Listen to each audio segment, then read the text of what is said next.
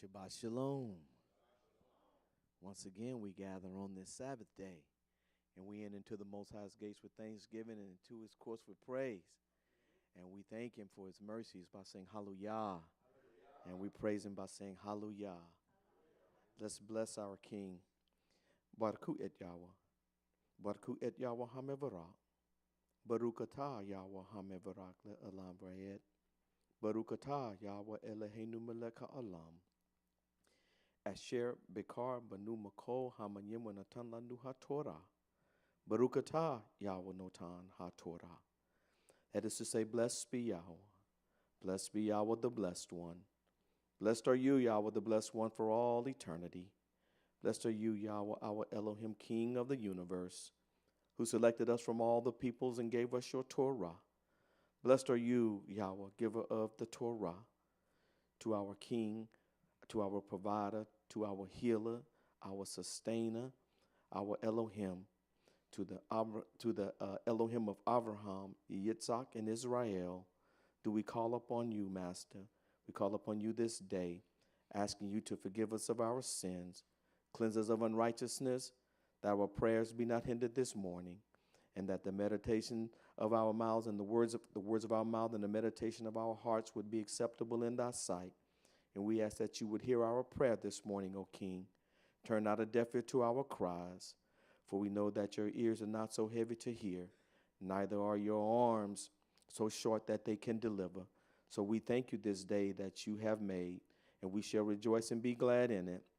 And we serve you, Master, with gladness in our hearts. And we thank you for all things. We thank you for life, health, and strength. We thank you for food, clothing, and shelter, knowledge, wisdom, and understanding. And we assemble this day, Master, because we are thy sheep of thy pasture, and we hear thy voice, O King. And we know that in your words you said that blessed is the man that walketh not in the counsel of the ungodly, nor standeth in the way of sinners, nor sitteth in the seat of the scornful. But his delight is in your Torah, and in your Torah doth he meditate day and night. And he shall be like a tree planted by the rivers of water that bringeth forth fruit in his season. His leaf also shall not wither, and whatsoever he doeth shall prosper. But the ungodly are not so, but like the chaff that the wind driveth away. Therefore the ungodly shall not stand in the judgment, nor sinners in the congregation of the righteous. But you knoweth the way of the righteous man, and that which is righteous keeps your Shabbat. For you say that you made the world in 6 days, and on the seventh day you rested. And you say we shall also rest, and we shall have a solemn assembly. So we congregate today, Master, out of obedience to you, out of love, out of fear, and we serve you, O King, with gladness in our hearts. Master, we ask that you will look upon us today as an assembly. You know us individually, and you know us collectively, O King. Keep binding us together, Master, with cords of love that cannot be broken. We ask that you would bless the leadership of this house. Continue to strengthen them, O King. We ask that you would strengthen them where they're weak and build them up where they're torn down, as you would all of us that are assembled here today. Master, we ask that you would heal our sick, and that you would account those that are assembled with us online today, that the distance may have been too far to travel, or they may be sick in their bodies, that you would account them as part of this assembly. And we ask that you will keep healing them, for we know that you are El Rapha. You are our healer, O King. And matter of fact, Master, we ask that you would not only heal their bodies, but heal their minds. Heal the emotional sickness that we may have amongst us, O King, because you would want us tov, you would want us functionable. So that would come in physical and mental and emotional. So, Master, we know that you are the giver of all things. We ask that you would continue to keep us, heal us, Master, provide for us those things, and that you will continue with your mercies as you do day by day, O King. And we will ask, Master, that you will continue to keep us until we can meet here again. This is our prayer. Amen.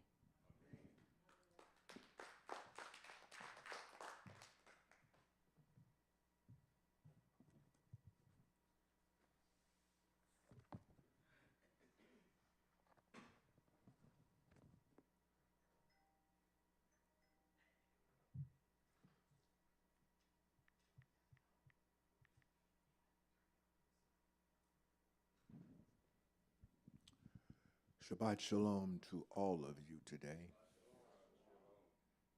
It's good to be here in this house the Most High has provided for us to gather in and enjoy each other and to worship in his word.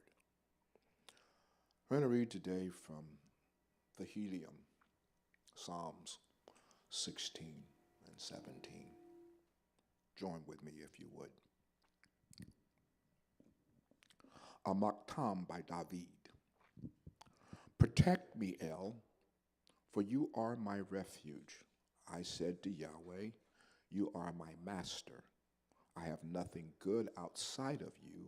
The set-apart people in the land are the ones who are worthy of honor. All my pleasure is in them.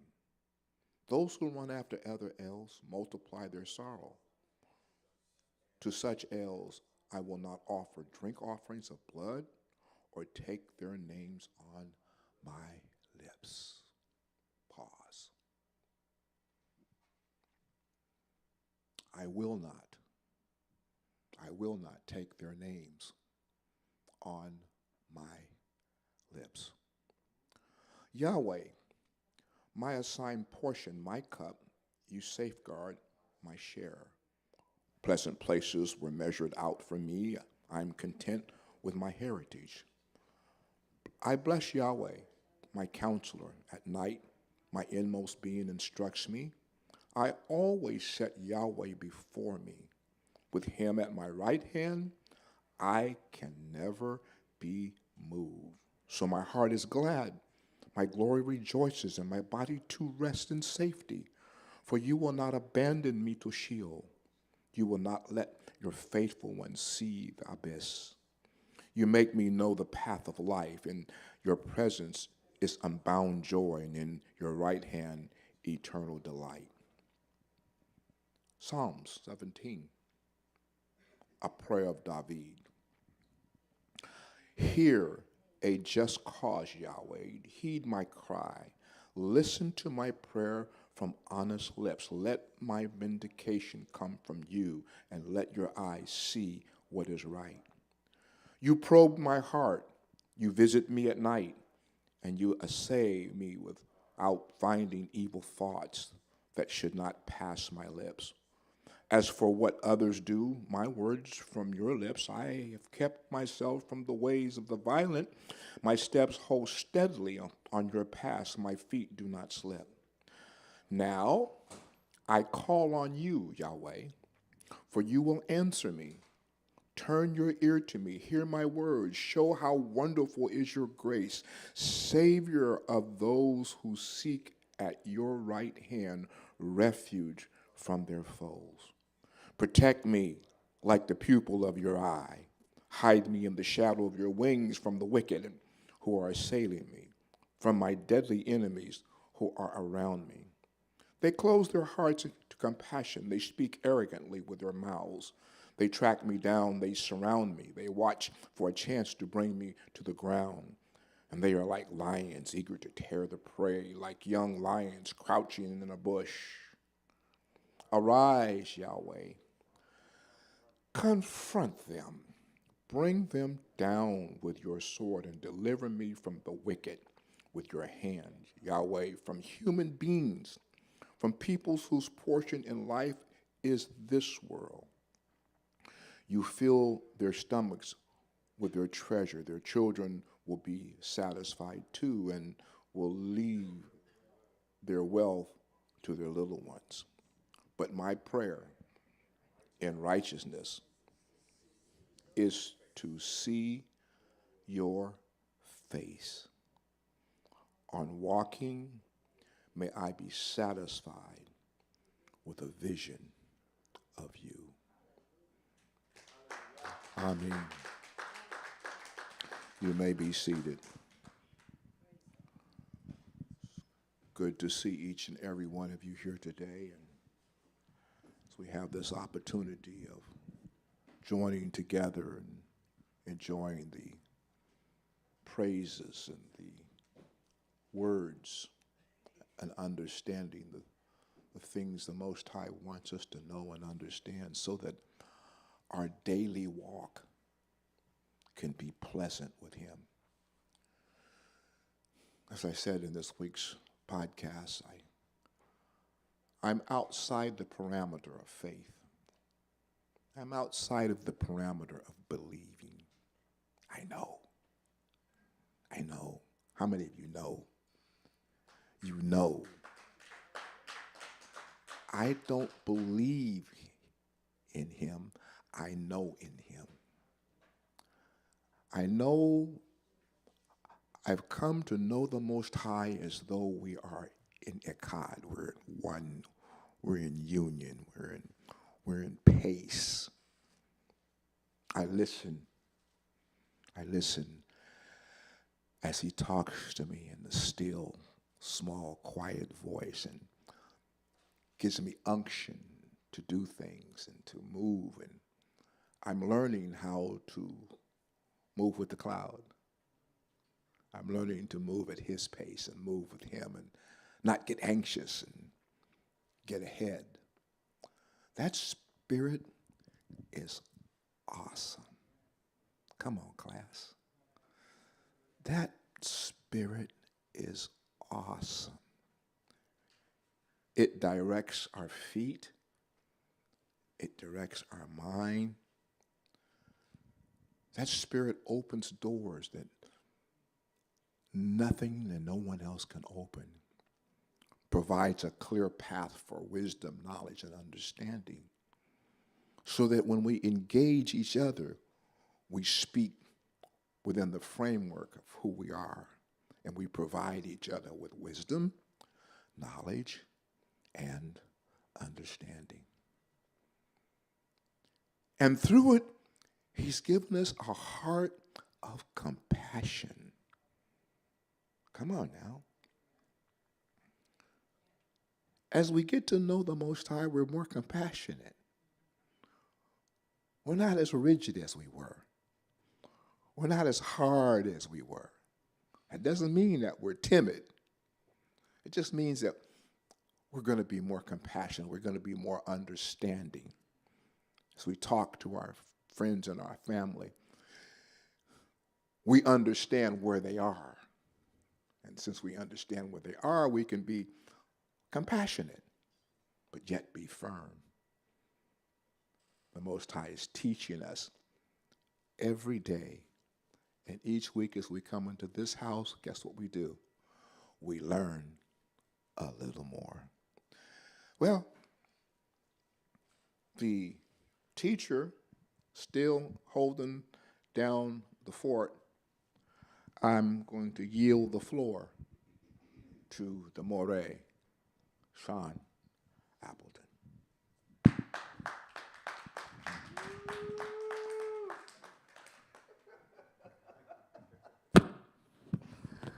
Oh my goodness.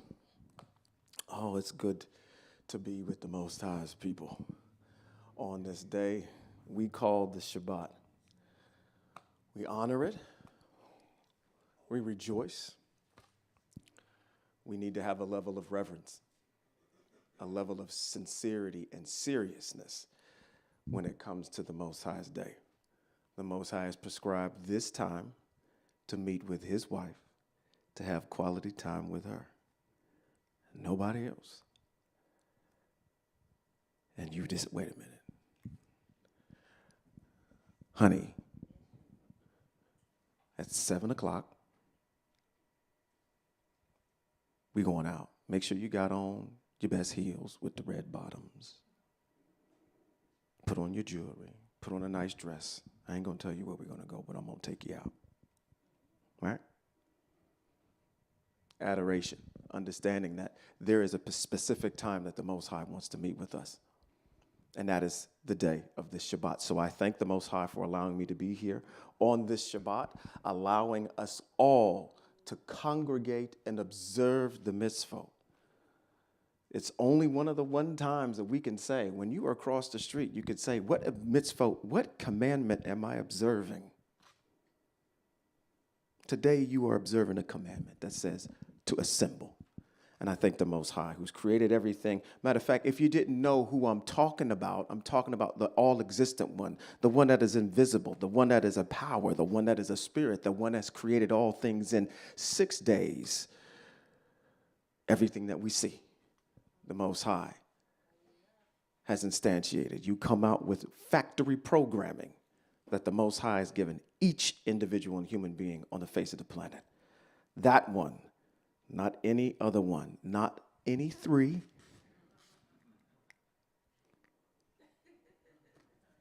I work out a lot. I try to flex my bicep because it says 3 on my shoulder. It's not 3, 1. Shema Israel. Yahweh, what? Eloheinu. Yahweh Echad, which is one. All right? All right.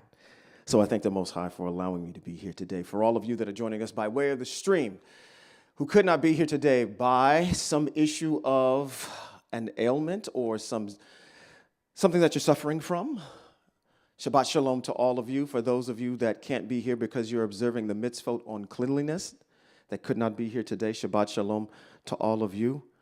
And to all of you that don't have anywhere to congregate. You're so far away from a congregation, or there isn't a congregation around you, you have to join with us and be a part of our digital family. So Shabbat Shalom to all of our digital family. I want to say Shabbat Shalom to all of Hebrews around the world who are celebrating today as the day of rest. Shabbat Shalom to all of you. Let us not forget that we are not a microorganism here. There's a macro issue here. There's the nation of Hebrew Israel. We need to stop thinking about ourselves as Sacramentan Hebrews. Okay? There's more than just Sacramento. There's more than just LA. There's more than just Atlanta. There's more than just Philadelphia. There's more than those that are in Colombia and South America, those that are over there in Africa that still observe the ways of the Most High. Right? Hebrews around the world are celebrating today. We need to have one mind, and that mind should be set on the Most High in reverence. So Shabbat Shalom to all of you. Now, for all of you that are not here today because of some other reason, Vayikra chapter number 23 is for you. I'm not going to do no dissertation on it because I've done it already. I'm going to let the Most High deal with you personally. But today is the day of rest, and you're supposed to congregate. You do not pick and choose what day that you decide to do that on. Every day is holy. Every day is not set apart. Right? Exactly. Where in text does it ever say that every day is set apart? Every day is holy. No, every day is not. There are set apart moedim and set apart times that the Most High said, assemble. Avengers, assemble on that day. So we do it on our day of rest, which is today. So Shabbat Shalom to all of you. Now, come on. What's in Vayikra chapter 19? Uh-oh. Vayikra chapter 19, and I'm glad. I'm looking over here for more people to stand up, but all my grays are over here.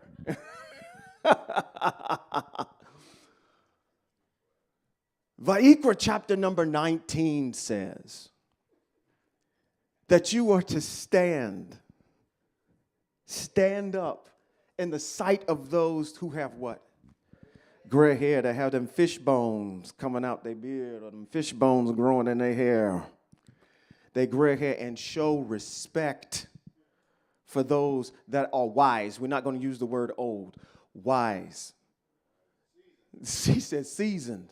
We show respect for those individuals. Now, for all of you, I'm going to just do a real check. I'm going to check you real quick. If you are gray and you dye in your hair, sit back down. You are gray, okay? Look somebody in the eye and tell them Shabbat Shalom.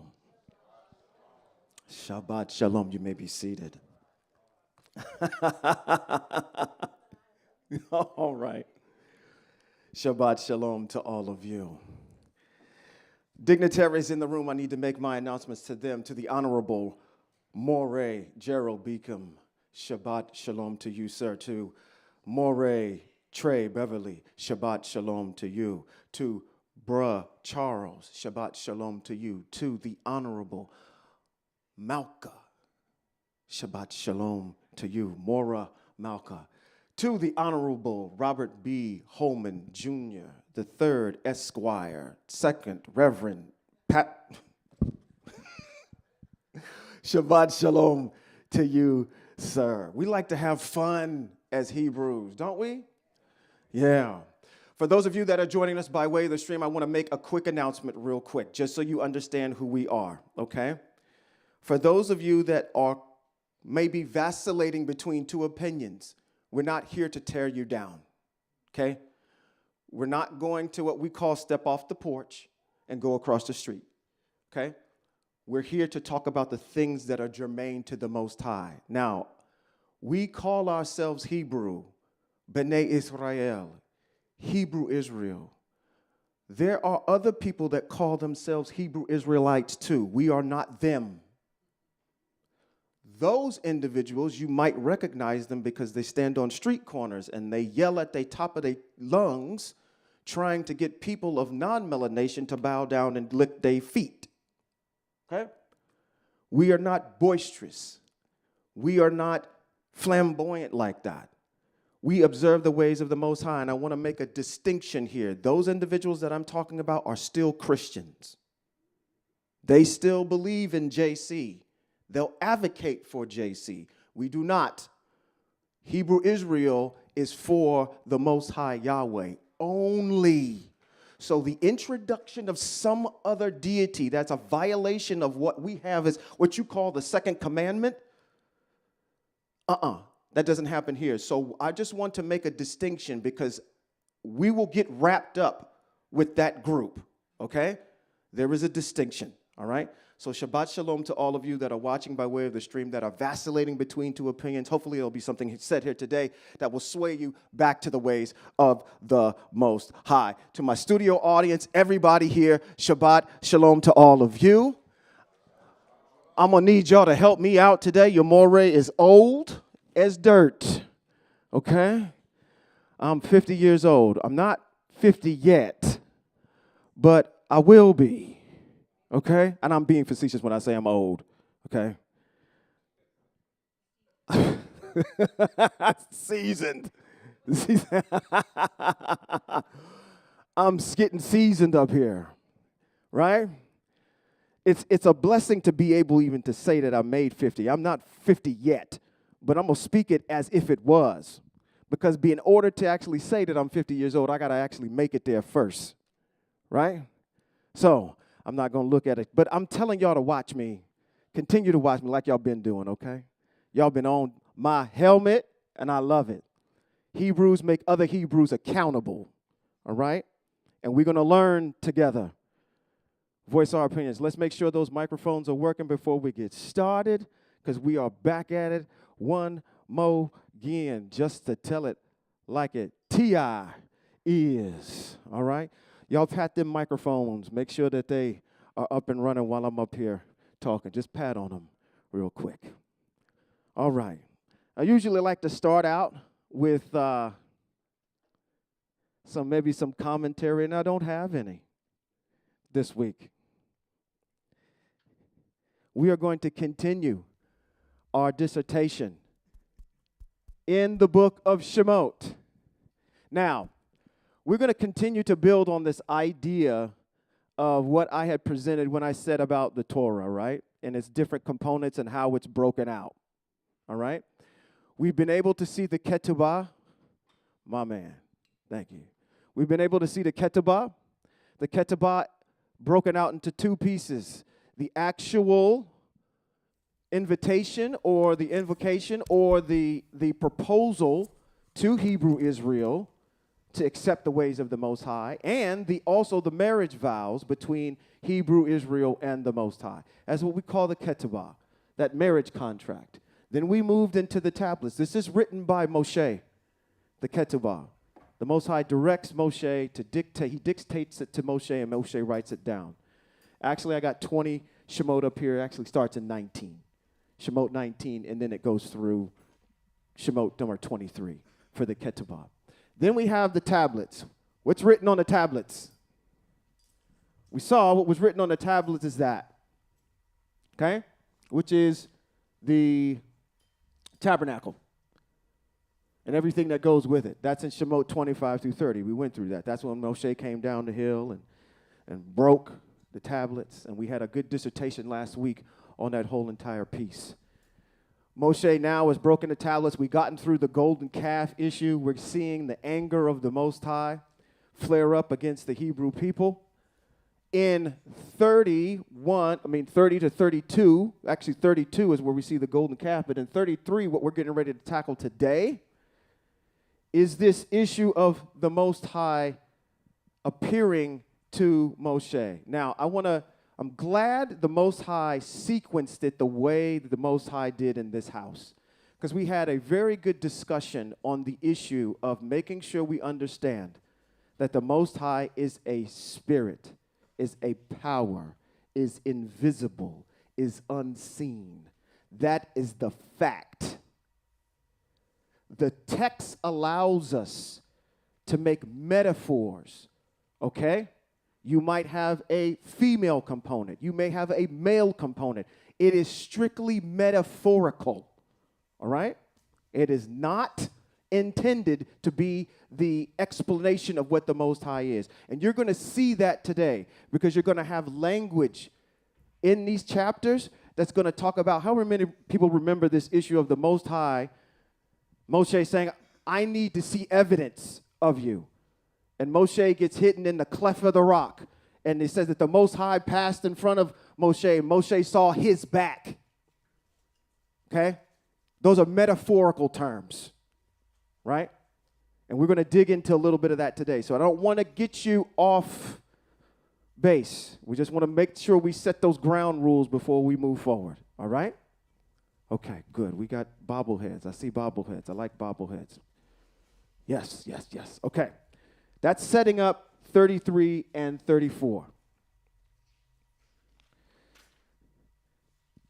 Does anybody have any observations before we move forward? Any reflections before we move forward?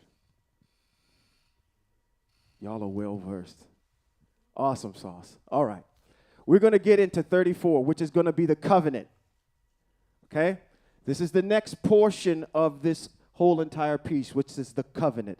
These are the terms of the contract that Hebrew Israel is to honor in order to allow them to go into the land.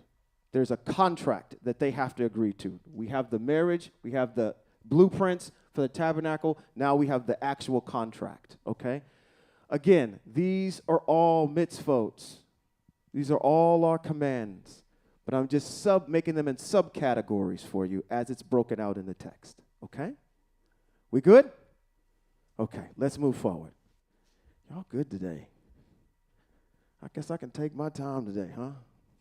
Y'all let me know if I'm moving too fast, if you're drinking from the fire hose, and we need to slow down and explain issues. And I'm looking at you, okay? Y'all good? I'm don't take it that way. We need to slow down. Stop me, okay? One of the most difficult pieces, how many of you are educators? Educators, okay. One of the hardest things for me to do is understand that I have different levels of acumen in the room, okay? I got to be able to cater to those who are newbies that are coming in, those that are vacillating between two opinions, and also provide content for the PhD level folks. Because my PhD level folks, you see them start going to the bathroom, they coming back with pastries and what, you're boring me to tears. We already know this.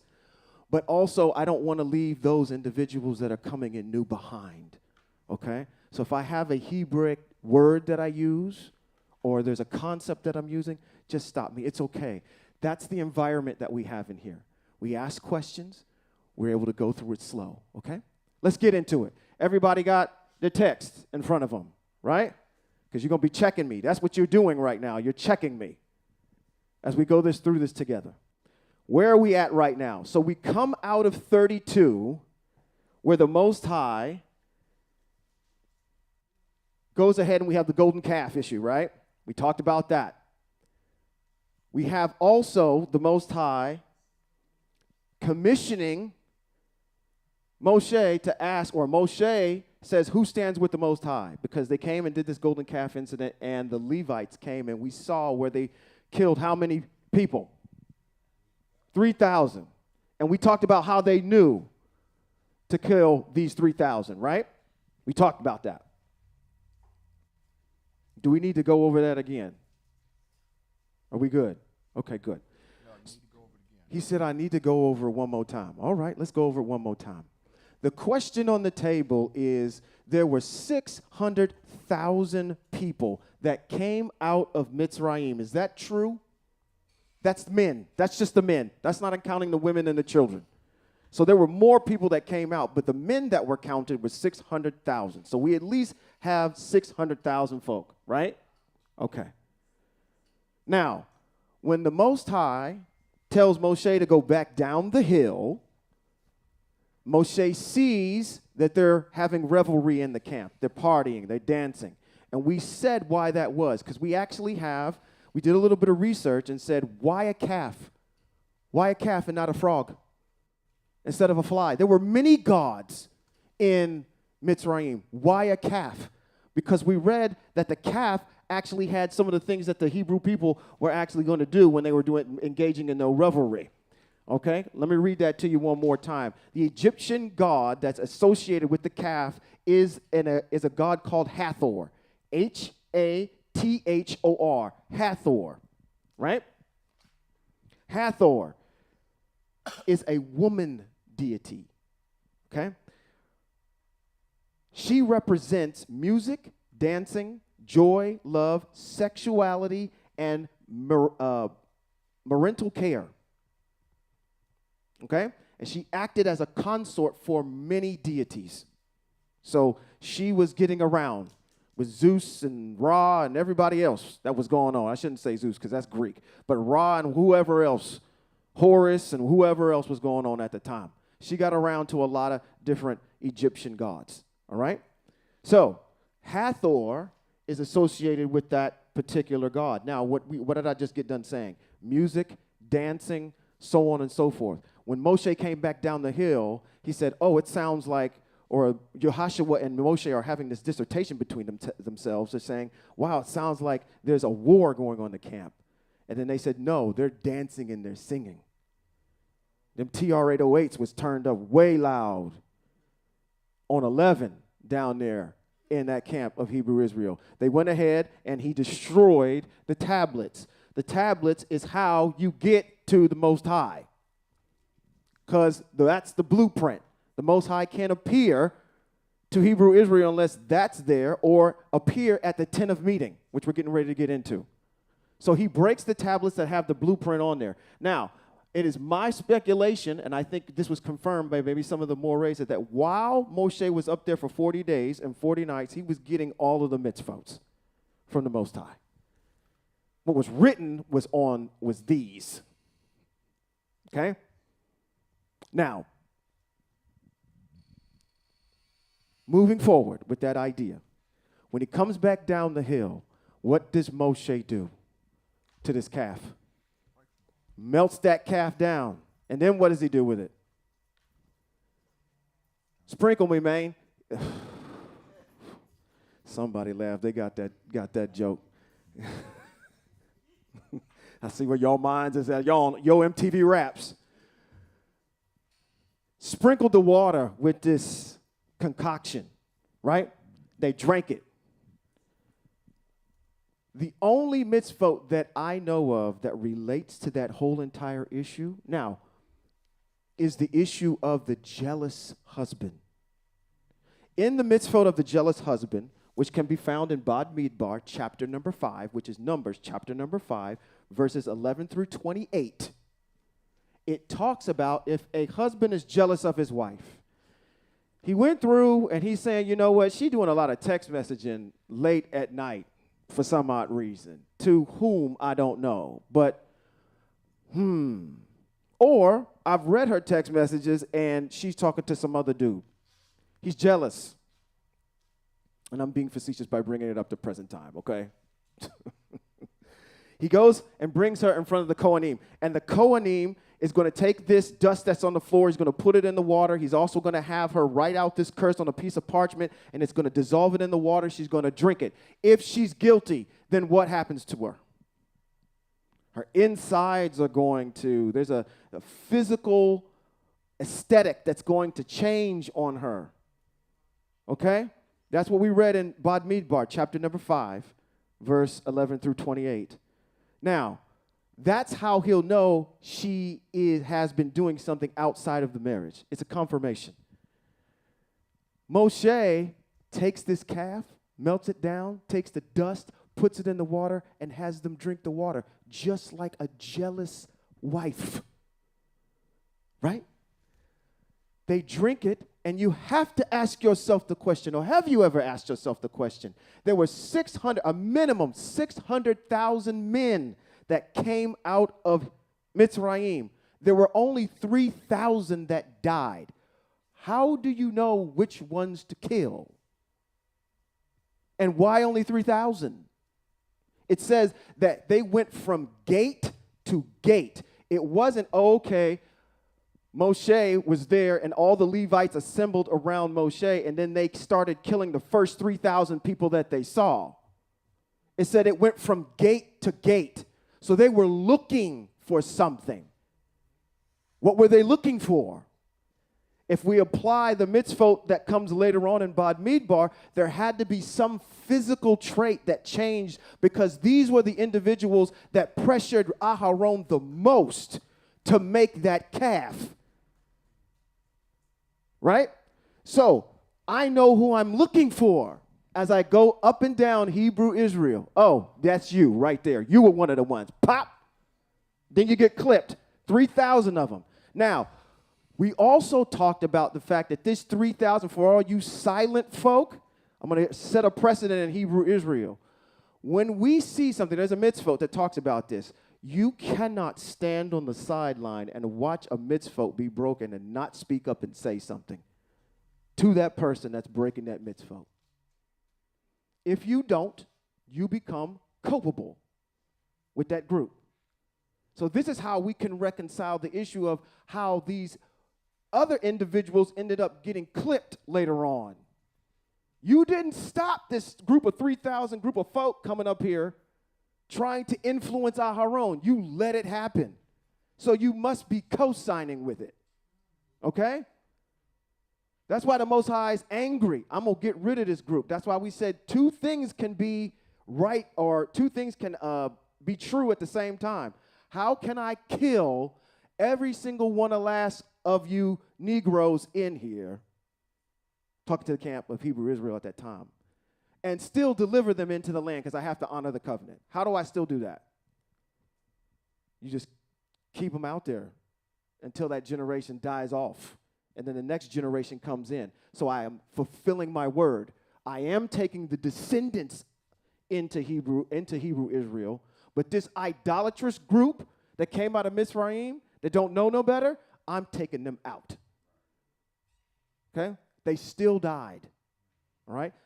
The only two people that made it out. And I'm going to tell you what, just because we had an elder statesman in Moshe, that's why I call, if Moshe was around today, and let me tell you something, ladies, Moshe was not an ugly man, okay? Anybody that, listen, the Most High is going to put, and let me just go over this. Let me just stop. Silencio, por favor. There are going to be, listen, David, was he ugly? No. Moshe wasn't ugly neither. Okay? Shaul, your first king, was he ugly? No. Until your Moray Appleton got up here, that got broken. All the ugliness came back up on stage. People that the Most High puts in these places are going to be prominent people, all right? They're going to be good-looking people. Moshe is not an ugly man. And Moshe is an individual that was geared towards this. He's like the Barack Obama of our time. If you were going to pick one person to lead a group of Hebrews or a group of black folk, if you will, let's just call it like that. Let me just say the quiet part out loud. Let's just do that way. Who would you pick? Somebody that's already run a nation. Who is that? He said Traore. Somebody that's of that caliber, that knows what they're doing in positions of power. Moshe has been groomed from the time he got picked out of the water to be in that position. He knew how to deal with a bunch of disgruntled folk. But he still had help because his father-in-law, Yethro, had to come and tell him, you need to go ahead and delegate some of this work out because you're taking on too much. Y'all act like y'all have never been around melanated people before and y'all not stressful. We are the most unstressful folk on the face of the planet. You ain't petty about anything. You don't take out vengeance on anything, huh? Okay? Moshe is dealing with this on a daily basis. And I got to think, this is why I think there's an unsung part that we don't talk about Moshe. As dope as Moshe was, we don't talk about his wife enough. Okay? Because Moshe had to come home at some point, right? Had to talk to somebody. For those of you that have been in the position when a man is out there and he has to slay dragons all day long, sometimes he comes home with this monkey on his back, a gorilla on his back. He needs a safe place. He's unloading on this woman probably every single day. She's watching her husband go through this. Her efforts are really unsung on trying to support the man of the Most High. They are a unit. That's just not Moshe by himself. Okay? Let's continue. I don't want to get into the habit of always looking at the patriarchs of Hebrew Israel and not acknowledging the efforts of the matriarchs as well. Okay? They played an awesome role. And without them, these individuals probably would have fell off by the wayside way earlier. Okay? How do I know that? You want an example? You looking at me like you don't believe me. There was an individual. Who is this lady? Who is this lady? Who is this lady?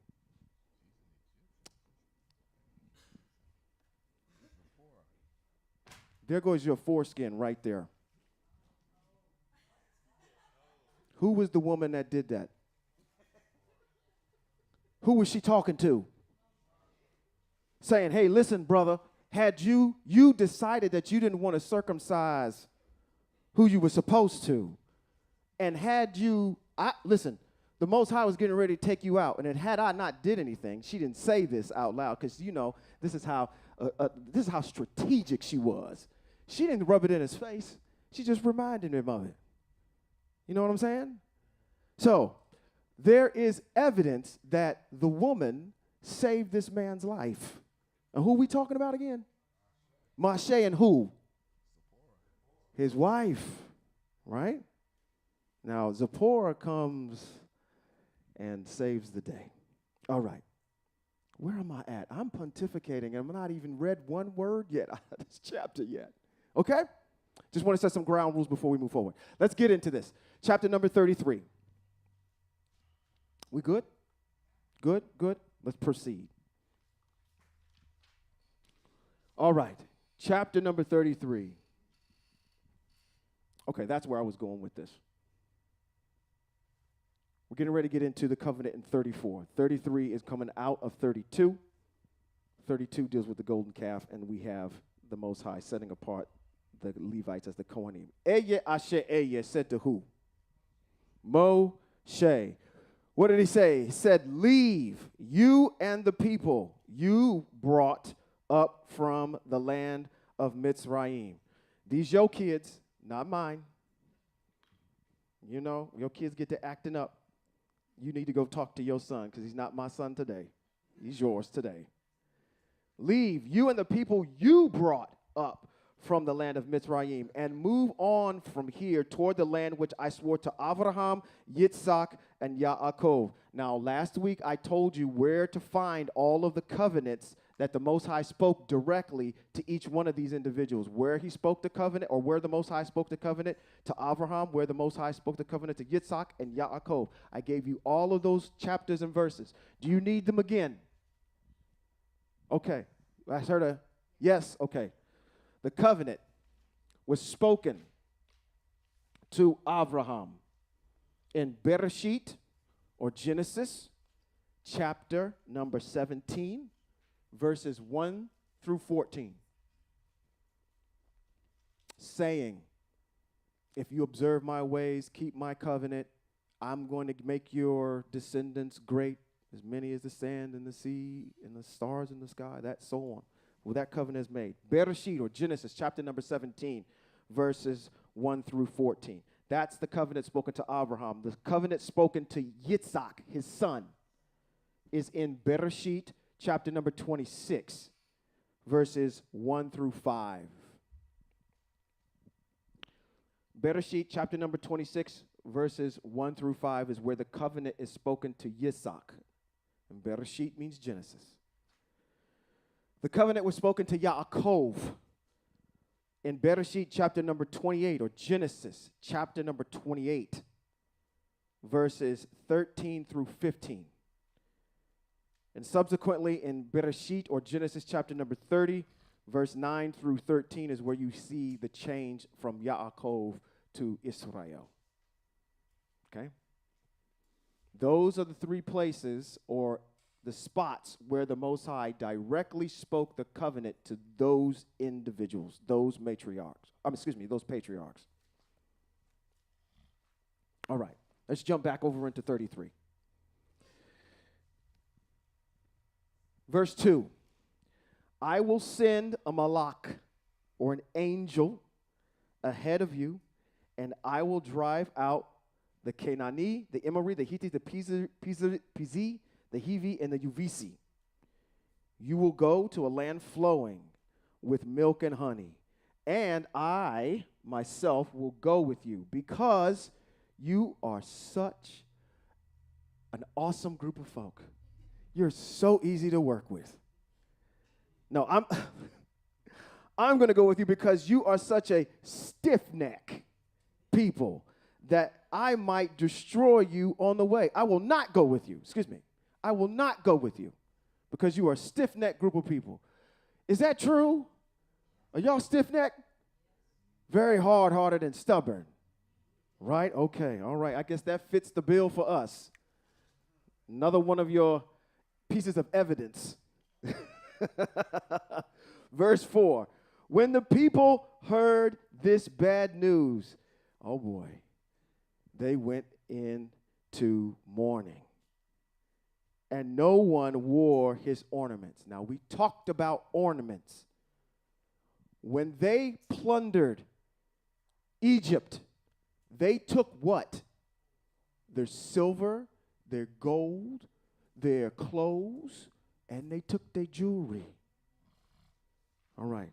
I'm going to read this to you one more time about Egyptian jewelry. Egyptians were deep believers in jewelry's spiritual significance. It was worn to ward off evil spirits, protect their health, as well as bring good luck. Certain colors, designs, and materials were associated with supernatural powers and deities. For example, an orange-red stone was the suggestive of the blood. This infused in an ornament with its potency and energy. Egyptian jewelers followed very strict rules regarding the mystical aspects of jewelry creations. Okay? So these things that they're carrying, they said, oh my goodness, we got to take this off, right? We're not dealing with this no more, right? Okay, so they took off all their ornaments. Verse number 7, Moshe. 5? I missed 5. I thought I did 5 already. Nope. I didn't do 5? Yep. Oh, excuse me. I went down to 6 because 6 actually says the same thing. A little bit. That's where my eyes went. Sorry. Verse 5. Eye Asher Eye said to Moshe, tell the people of Israel, you are a stiff-neck people. exclamation point. If I were to go up with you for even one moment, un momentito, I would exterminate you. Now, keep your ornaments off, then I will decide what to do with you. So from Mount Horeb onward, the people of Israel stripped themselves of their ornaments. Moshe would take the tent and pitch it outside of the camp.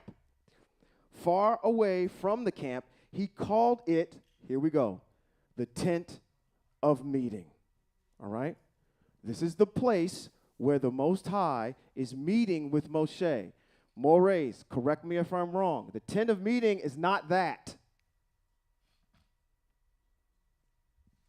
That is not the tent of meeting. This is the tabernacle. Where Moshe met with the Most High was in a tent outside of the camp. We haven't got to the construction of this, which actually is going to start in the latter chapters after, actually probably chapter number 35. You're going to see them start to build this thing.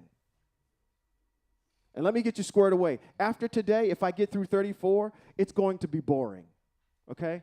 All the way through the end of Exodus or Shemote. Because you know what happens? You're going to see them build this thing from chapter number 35 all the way to the end of the book. So everything that we read in Shemote 25 through 30, the huddle up, now we're going to go out on the field and execute in 35 through 40. So it's going to be the same thing. It's going to be a regurgitation of what this is. Okay? It's going to be something interesting when we get into chapter number 40. Matter of fact, I'm going to ask this question right now, and I'm not going to answer it. I just want this to put this in your back of your mind. Moray Holman, you're not allowed to answer this because you're the one that gave it to me. Who erected the tabernacle, and how long did it take?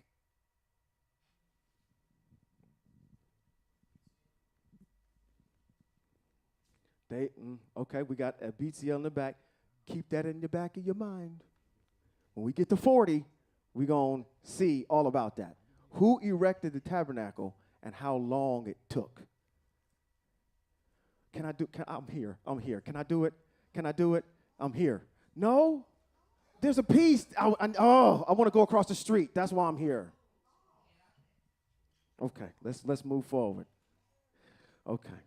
No, the juicier part is in the front. But I'm going to say this. But see, when we get to 40, I'm going to tell you right now, I'm going across the street. When I'm going across the street when I get to 40.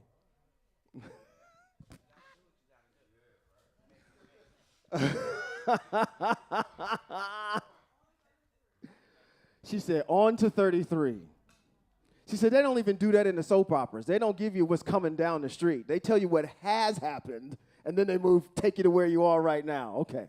All right. Go back to 33. All right. The tent of meeting. So this is where the Most High is meeting with Moshe. This hasn't been built yet.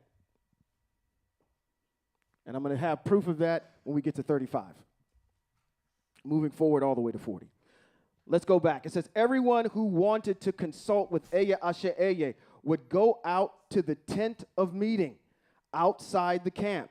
Whenever Moshe went out to the tent, all the people would get up and stand, each man at his tent door, and look at Moshe until he had gone into the tent. This was something that was happening every day. The Moshe is meeting with the Most High. There's got to be somebody on guard and watching Moshe. Moshe's leaving, and as he's leaving to walk over to the Most High in the tent of meeting to meet with the Most High, the whole entire camp of Hebrew Israel stood up and watched him until what? Till he went inside. Okay? That's what the text just says. Whenever Moshe entered the tent, this is how we know that the Most High was there. Whenever he entered the tent, the column of cloud would descend and station itself at the entrance to the tent. And Eya Asher Eye would speak with Moshe. Before I go any further, I want to ask a question. How many of you have a best friend? Oh my gosh. That's a lot of y'all don't have best friends. You've never had a best friend. I know. Raise your hand.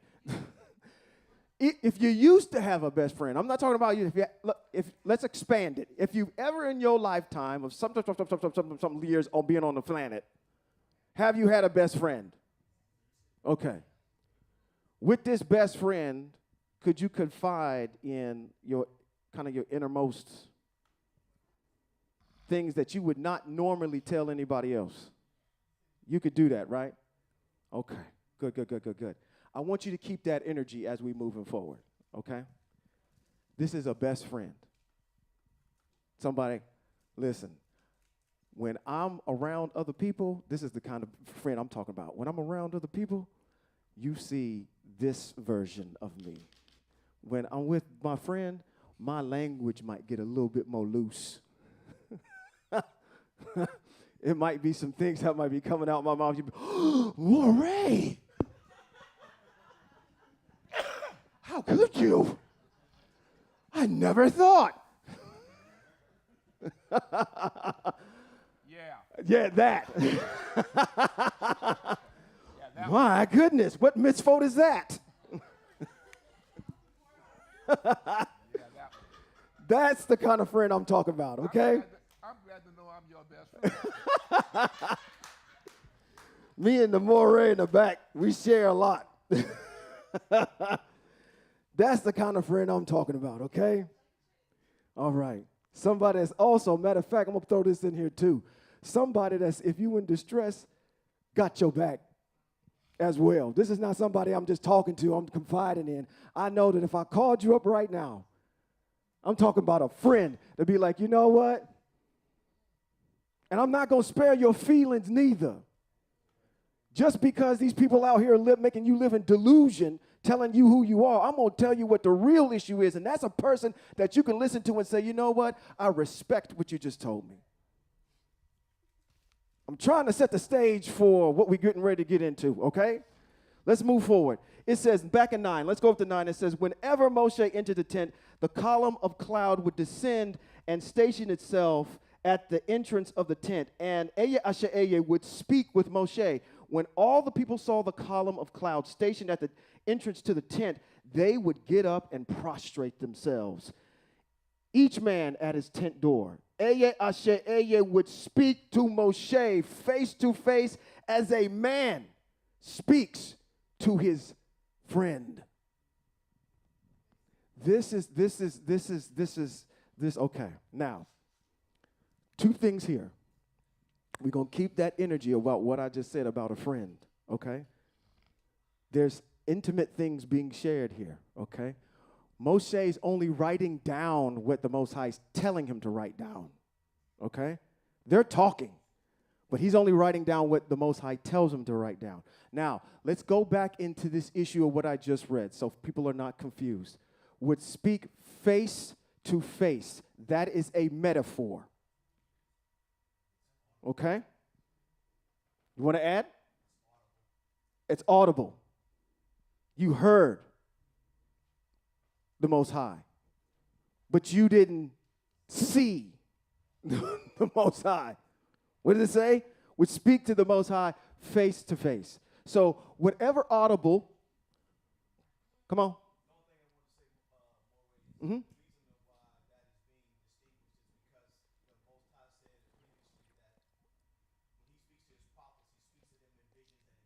There you go. Yeah. He speaks to their prophets in visions and in dreams. Yes.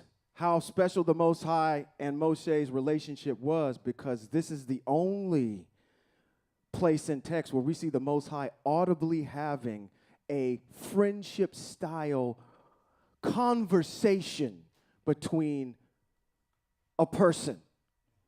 It's getting to the personal aspect of how the Most High and Moshe intimately knew each other. Okay? Because it's more than our Hebraic walk is more than just these mitzvot. I have to be able to have an intimate conversation with the Most High about several different things. Okay? Now, in doing so, all we're trying to point out here is that Moshe could audibly hear the Most High. All right? Are we good, Hebrews? Good, good, good. All right, good. Let's move forward. Then he would return to the camp. But the young man who was his assistant, Sean, the son of Yahashua, the son of Nun, never left the inside of the tent. Where was Yahashua? Inside the tent. Okay? With Moshe. Now, this is what I want to challenge. Could Yahashua hear what was going on? Some say yes. It says that Moshe and the Most High spoke. They spoke. Could Yahashua hear? Possibly yes. Okay? Possibly yes. There's nothing definitive here, just a question. Okay? But if he could, let's go with that. More power to you. He's being groomed already for his position to lead Hebrew Israel coming up, because you're going to be the natural successor to Moshe. And why not get this information while Moshe is getting it? Okay? Yahashua was devoted to the post, stood his ground. There's an old pastor that told me this proverb, and I think I've used it several times when I've been up here. It says, when you go into a room filled full of smoke, don't expect not to come out smelling like smoke. Okay? So, that's what I believe is going on with Yahashua. Yes, ma'am. Microphone. There you go. Shabbat Shalom, family. Shabbat Shalom. Thank you. And what I was thinking is that if the Most High wanted him to be a part of that and hear that, he would have also been present with him.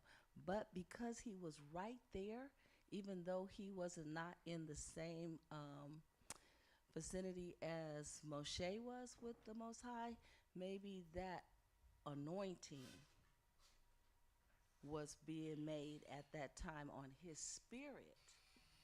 I wonder that, but I feel within my spirit that if the Most High wanted him to be a part of that, he would have been present. I can acquiesce to a little bit of that. The portion that really resonates with me is the fact of, like you said, it's getting put into his spirit. Because we're going to see something later on that's going to be a physical manifestation of the proverb that I just said. You can't go into a room smelling or full of smoke and not come out smelling like smoke. Yes, ma'am. And then I have one over here. The other thing, this microphone's supposed to be on. Okay. The other thing is that Yehoshua was probably, I would think, only in the first apartment of the sanctuary, because only the high priest was allowed to go into the second compartment where the Ark of the Covenant was actually held. But that goes back to the question, is he in this? No. Because that hasn't been That constructed hasn't yet. been built yet. So I think that, yes, there probably was like a foyer or some type of something type and foreshadow of a separated piece where Yahashua was there at the entrance of the tent or somewhere in the tent, and Moshe and the Most High are having this conversation. He could be in the outer court. He could be in the outer portion of a place, but it's not this. Okay, come on. We're trying to speculate on what text doesn't say. Yes and no. Because we know that this hasn't been built yet. That hasn't been built yet. The text says that he went into a tent. Correct. The tent isn't defined in any sense of compartments at all. It 100%. just says a tent. So now, if you put up a tent, you have a tent. You don't have compartments in a tent. Well, okay, let's do this. Let's let this rest right here. Let's let this rest right here. But with that being the case, the Most High is in the presence of Moshe and Yahashua. 100%. Let's go on what we know. you're in the room with somebody and they're speaking, you hear what's taking place. Sure. The difference between the two is Moshe has the responsibility to write down and communicate back with the Most High. Yahshua doesn't. True. And that is text, and that is what we know in text. And that's what we know in Right. text. Everything else that we've just said prior to this is speculation. If Okay, I we don't come know in- the construction of this If I tent that come they're into in. the tent with you and there's a conversation going on, Right. unless you're whispering, I can't hear you. But that's not the case here. Right. Right. Yes, sir. That's 100%. Because this tent, this sanctuary is within inside Hebrew Israel. That's right. That's a great point.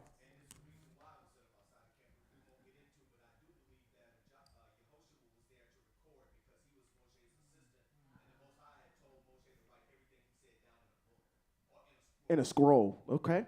All right. We getting tight. We all right? We good? Yes, ma'am. Well, I was going to say when you said that, it made me think as a mother, when your children, when we were kids, you don't understand the way an adult understands certain things. And so you would hear the grown folk talk and you'd be under the table, whatever, hearing stuff, not knowing all the pieces because you didn't have that knowledge. Right. So I kind of view him the same way. He was in the presence. I'm a mother. So even though I might have appropriate grown folk conversation, and my daughter might be with me because I have to take care of her. She's got to be with me. Her consciousness may not understand, but she's planting those seeds. And the thing that made me think about this a long time ago is when I think about the people who made it out, and it was him and Caleb. And most youth, even today, are not that brave. There's a few, but not a lot, right? They're tentative. Now that I'm hitting 50, even when I hit 40, there's a whole certain different me coming out. A whole, I don't care certain coming out. Not that I really don't care, but it's all this stuff that held me back. I'm letting go of those weights that are gone. And so I see and I speak in a different way now. And I think about him, and I'm thinking, regardless of whatever the structure was, he was hearing or privy to some of that conversation. So he knew Most High's voice. Yeah. And that's why he knew when to move and what to do, because he knew who to trust. Because he was familiar with that voice. So even today, with my vacillation here and there, I look at certain things, I have to remind myself, I may not know all the horizontal right now, but I know who you are because I've heard your voice. And so when I have certain moments of doubt, whatever, I bring myself to balance and say, you know what? The brain's going to figure out what it's going to do, but I know who you are. I mean. And if there's anything I can hold on to is that. So I see that with the strength with him as he's leading the people out now to their destiny. He had to have that connection with the Most High. 100%. Otherwise, how would he know that voice? Right. And we see the establishment of that here when they start to go and have this convocation with themselves in this tender meeting that's going on. Yes, ma'am. One more, and then we continue to move on. Yes, ma'am. I just want to say thank you to Moray Holman because my thought was he in the tent? That's why I said compartment. I meant inside of the tent. So he was inside of the tent, which makes perfect sense now, that he would hear what the Most High wanted him to hear, and if he needed him to have that to write it down, most definitely. Good question. Absolutely. You had us thinking real good. And we have confirmation of that receipt inside text because it said his assistant, who? Yahshua, the son of Nun, never left where? Inside of the tent. Okay? All right. Let's move on. Verse number 12. Moshe said to Eya Asher Eya. So this is Moshe saying back to the Most High, look, you say to me, make these people move on, but you haven't let me know whom you will be sending with me. Nevertheless, you have said, I know you by name, and also you have found favor in my sight. Now, please, if it is really the case that I have found favor in your sight, Most High, show me your ways, so that I will understand you and continue finding favor in your sight. When we read that in Bad Midbar chapter 6, 24 through 26, it says that I should have favor in your sight, right? by teaching me your ways. That's how I gain favor in your sight. It says, moreover, keep on seeing this nation as your people. The Most High answered, set your mind at rest. My presence will go with you after all. Moshe replied, if your presence doesn't go with us, don't make us go on from here. For how else is it to be known that I have found favor in your sight, and I, your people, other than by your going with us? That is what distinguishes Hebrew Israel, Yes, come on now. me, Yes. and your people Yes. from all other peoples on the earth. Say it.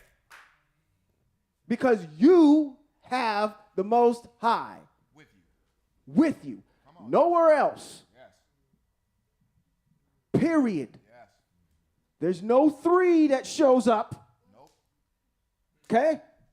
One. Most High. Here. Yes. Maybe you didn't hear that. Maybe I need to read it again. It says, that is what distinguishes. That point, me being with you, me and your people from all other nations, peoples, fill in the blank, other peoples on the earth. Come on now. Hebrew Israel is set apart for the Most High. If you're talking about anything that has to do with the Most High, it has to deal directly with B'nai Israel and nobody else. Say it. Okay? Period. Period. I'm gonna let that rest right there. Okay, that's good. We good?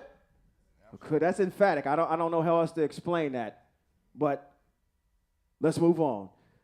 17. Aya said to Moshe, I will also do what you have asked me to do, because you have found favor in my sight, and I know you by name.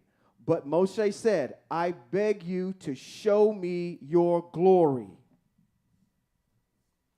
The Most High replied, or Aya replied, I will cause my goodness to pass before you, and in your presence I will pronounce the name of Aya. Moreover, I will show favor to whomever I will, and display my mercy to whomever I will. But my face, metaphor. He continued, you cannot see, because a human being cannot look at me and remain alive. Okay. I don't care. I don't care. Stay up there. I don't care. Get back. I don't care. Get back up there. I know you want to.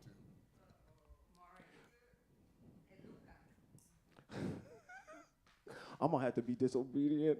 I'm going to have to be disobedient. Listen, when you hear,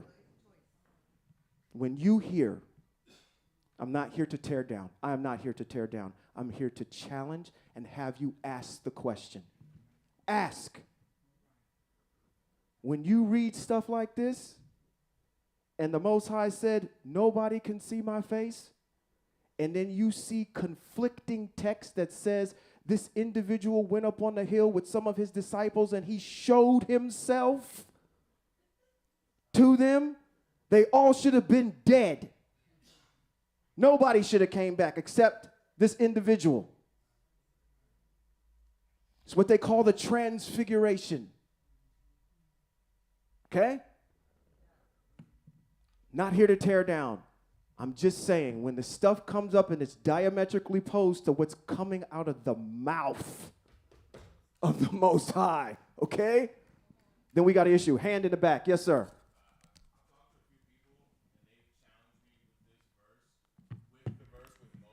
Mm-hmm. And I would like to, that's just me talking. When we look at the verse where it says when Moses sat in the tent with the Most High face to face, Mm-hmm. to me it didn't say that he saw him or he saw his face. It just said that they sat there and they talked as a friend did face to face. So this, I think the argument that they use for this, saying that it contradicts that place in the text where Moses and the Most High were speaking, is invalid. Yeah, it's a bunch of, it's not really tying anything together. so to speak. They're using, if I understand you correctly, they're using the literal sense of what's being written here instead of understanding what we have text that's already set up that tells us already that the Most High is a spirit, it's not a man. So this connotation of faith, that's why I'm glad we went through this in detail. It was offline, but we went through it in detail in this house to understand that the Most High is a power, is a spirit, it's unseen. And these things are being made in the vernacular to help you understand in our limited way of thinking, a way of trying to explain what happened, okay? And the best way for me to do it is to say we talked. Verizon, I talked to Moray Malka face to face on the phone. Is she standing in front of me? No. I hear her, right? But I'm talking to her, right? Think of it, I guess, in that particular vernacular, okay? Yes. All right. And All right. also, more. Listen. The Most High told Israel, and he didn't bite his tongue when he said it. When you get into the land and you're amongst these people, I want you to tear down their idols. Mm-hmm. He didn't say to have compassion on them. He didn't say to be smooth with them.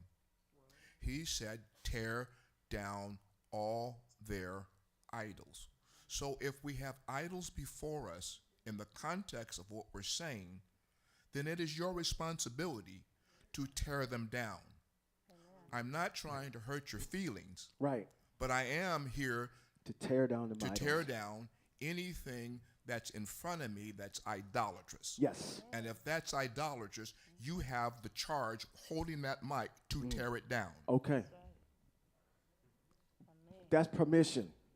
That's what License. the Most High told Israel to do. He didn't tell them, well, I don't want to hurt your feelings. No, he said, go in there and tear down their idols. Listen, we cannot be an idolatrous people and uphold idolatry in any form or fashion or make anybody feel comfortable in their idolatrous state.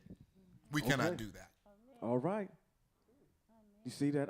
This is what we call righteous rebuke and reprimand. We cannot do that. It- So Duly noted. stop sugarcoating. Sugarcoating it? Yeah. Okay. If you got an atomic bomb up there, drop it. Okay. In that case, Shemote chapter number 40. Duly noted. Thank you, Moray. Amen. We good? Praise Yah.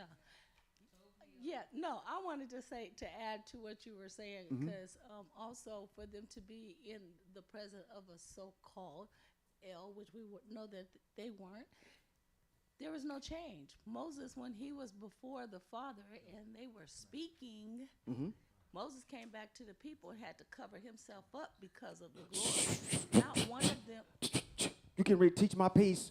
Sorry. You know, you good. You good. I love what you're doing. It's awesome. Oh, you're giving it away. I'm going right there next. Yes, sir. Last one. Then we move forward. Let him have the microphone. Which one's ever closer?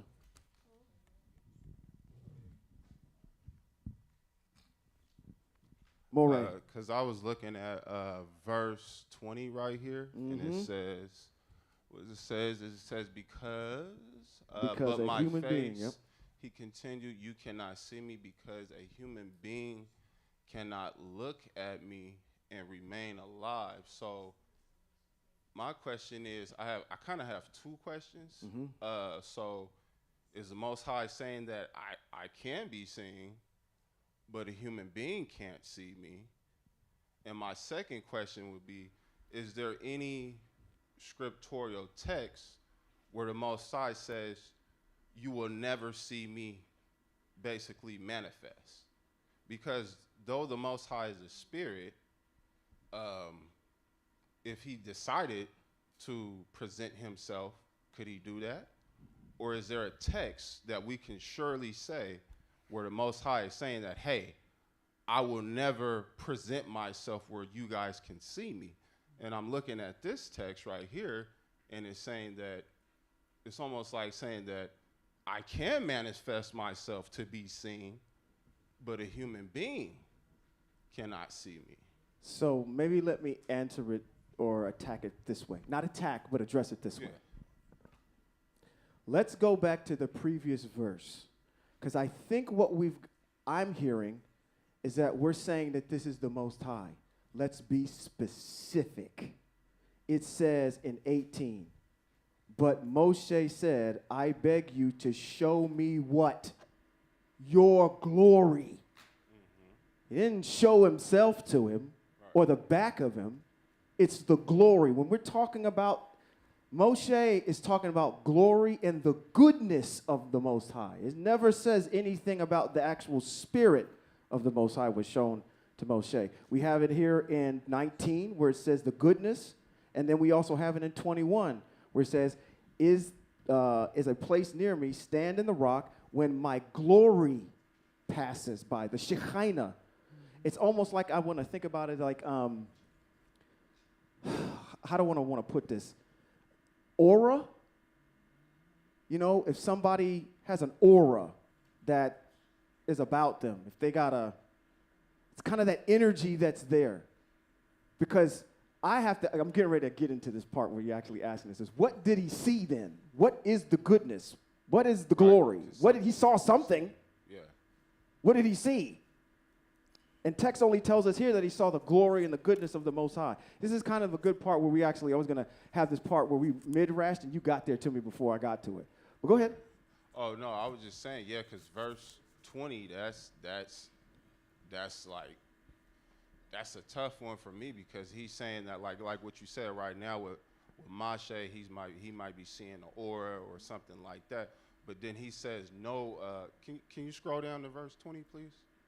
Well, on 20, what does he say? He says, but my face, he continued, you cannot see because human beings cannot look at me. So I could understand, that with Moshe or Yahashua because we are human beings. But that's what I'm saying, and remain alive. But that's what I was saying. Is there a text that we can say where in Scripture where the Most High says, hey, I will never manifest for you guys to be able to get any visual of me? Right here. That's what I'm saying. We're This seeing a little bit of it right here, and then he says that a human being cannot look at me. So can he manifest himself in a way where he can be a visual? There is text. There is text in Daniel where there is the manifestation. It's called a theophanies. As I watched Daniel 7. Where you at? Daniel 7? 7 okay. and verse 9. Okay. As I watched, thrones were set up in place, and the Ancient One took his seat. We're talking metaphorically. This is what Daniel's seen. He's seen in a vision. His clothes was white as snow. The hair on his head was like pure wool. His throne was fiery flames with wheels of burning fire. A stream of fire flowed from his presence. Thousands and thousands ministered to him. Millions and millions stood before him. Then the court was convened and the books were opened. Who's that? Is that the all-seen one? Is that the all-seen one? The unseen one that's manifesting himself in the presence of Daniel so that Daniel can visualize something? So it's a theophanies. Which you said, again, which is metaphorical. Yes. Yes, sir. Matter of fact, before you go there, I want to give my point being, there's the other text where the Most High presents himself to Abraham, the Malach that appears to Abraham that speaks about the birth of Isaac. That is also a presentation to Abraham of when they entered the tent. yeah. So Yeah, I mean, there's text that speaks in that language so that we can see and we can understand. But is the Most High, is what Mashe seen, or what's in the presence of Mashe, that's never going to be seen by man.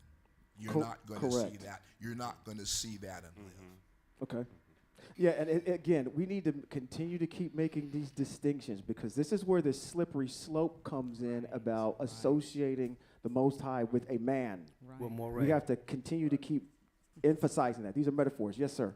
The text in Hebrew says that he was going to show him his tov, His goodness, the goodness. his esteem, his glory, his brightness, Yes. his however you want to describe it. But the word in Hebrew, when he says he's going to show him his back, is not back. I think it's like a cove or a core, which means afterwards or hind part. Right. So if the Most High passed by and his brightness and his esteem was so vast, he was long gone. It's like an atomic bomb going off and you can't look in it. But as the atomic bomb starts to dissipate, you can take those glasses off and you can see the aftermath.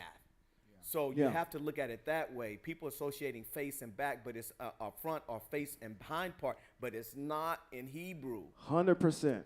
And I'm glad that we keep adding to keep fuel to this fire. Keep adding to that. Yes, ma'am. And Moray, our brother right there, yeah, he just said the same thing I was thinking of, is that if there's a nuclear weapon that's exploding, you can't look directly into a nuclear weapon, an explosion.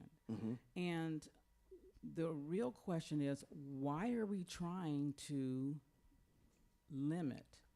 make an image of the Most High, when the Most High is unlimitedness and omniscient and in all places, trillions of miles away, trillions and trillions and trillions and more trillions, and yet we still want an image. You see, we got to make the Most High a created being in some way. We want to limit. And the whole experience that B'nai Israel has that the Most High is saying is the unique experience, is that we understand the nature of the Most High in this invisibility. But we want control. We want something we can latch on to that we can see. Tangible. Tangible, because we're created beings and we want something created to relate to created. So the Most High gives us a little help with some of these metaphors, perhaps, what's going on. But we have to understand that that's how we got into the image in the first place, because we wanted to limit the Most High's invisibility. We have to accept that this is a strange and unusual kind of overstanding about our Creator. Yeah. And what we experience sometimes is the voice of the Most High. You hear a still quiet voice saying to you, this is the way, walk you in it, right? Yep. Or we will experience this energy, this presence from the Most High. We'll hear the voice. So somewhere or another, we're going to have to reconcile with that. We don't like it maybe, but that's the fact. That is the fact. That's beautiful. I'm going to let you have the last word. I'm going to say my commentary, and we're going to move on. Yes, ma'am. I agree with Malika was saying, but we do try to make the Most High into an idol and everything by focusing so much on the image and everything like that. But I think that Yahweh is possible.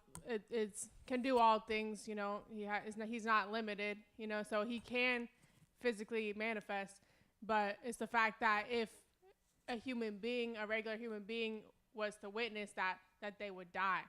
Not that they can't see him, but that they would die after seeing him. You can, and that's why I was saying, I know just from how I was coming off, I'm not, me personally, trying to limit the Most High to being a man or something tangible. I was just basically seeing off of text of what I can see from text. Of sometimes it seems like he can manifest not he, the Most High, because the Most High is not a man or a woman. The Most High can manifest in a way to deliver a message. Like I said, I understand that even if the Most High did manifest himself and he looked like a human, I understand that the spirit of the Most High is first, because the spirit controls and shapes everything physical. So I understand that the Most High is a spirit and nothing can override that. But I was just saying, based on looking on text, it's looking like, the Most High would do certain things to communicate. That's Absolutely. The Most High can do things. They can communicate in different ways. This is an interesting conversation that we're having here. Because you know what?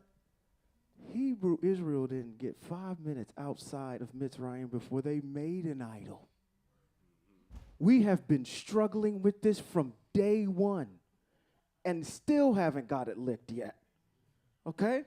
This is why this is such an important deal for us to kind of drive this issue home, because this is the axiom and the fulcrum upon which people vacillate on, is to actually have something tangible versus witnessing to say, okay, the Most High is the all-existent one, which is invisible. Okay? All right. I want to move forward because I don't have a lot of time left. We good? We good? We good? Quick. Real quick. I love how you articulated that, sister. That was awesome. But I think a lot of people are sincere and they don't want to be idolaters. I think it's fear-based. It's really difficult to believe in something you can't see or touch, or you know what I mean. So the tangible part, in some parts of my life, I see where I may need certain things, but other I really don't. You get to a certain place, and I think it's fear-based. You look at, like you said, they had to have a king like everybody else. So you see Saul. That's right. So you they see the asked whole for one. problems. I think it's fear-based, and when you're in the presence of the Most High, you stay there. Fear doesn't move you the same way. So it's too many distractions. You got to move all the distractions just to keep this connection. 100%. We that's what sets us apart. We just read it because we are with the Most High. We have a issue of trying to be copycats of everything. And this is the problem with our folks right now. I'm going to be my Dr. Umar right now, okay? The issue with our folk is the fact that we do not have an ability to act as a unit by ourselves. We are always connected to somebody else. We can't define ourselves, even though we have our own culture and we make our culture with inside that. We can't stand by ourselves. It's like we have to constantly be looking to what everybody else is doing when the Most High hasn't ordained that for our people. We have to be able to stand on our own, because at the end of the day, that predicates that issue of you being the tail and not the head, because you're never in front leading anybody. You're following after somebody, right? So that's in Devarim chapter number 28. You are going to be the tail, and that's always going to be the case as long as you're following after somebody else. That's what a tail does. It follows the head. So once you start getting into your mind that we are an individual group of people, a nation of people set apart for the Most High, then people follow us, not the other way around. Okay?